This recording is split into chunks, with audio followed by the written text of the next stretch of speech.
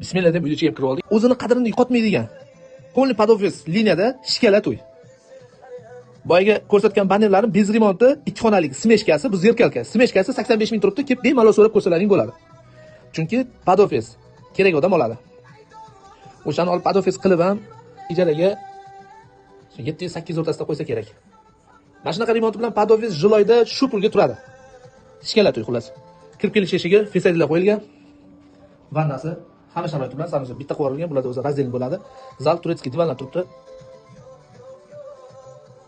Zerkalkada bilasizlar spalnisida farq qiladi.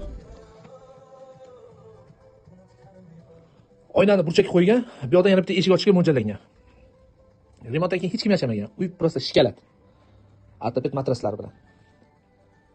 Narxiga keladigan bo'lsak, bez remonti yonimizdagi bemalol so'rab ko'rishlaring mumkin.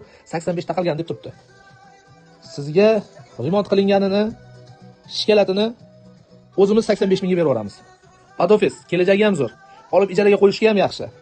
O'zini qiymatini yo'qotmaydi. 2 xona, 3 xona qilingan. Bu 3-chi xonasi. Bitta xona, 2ta xona, bu 3-chi xonasi edi. Oshxona balkonga ko'chgan. Hamma sharoiti bilan.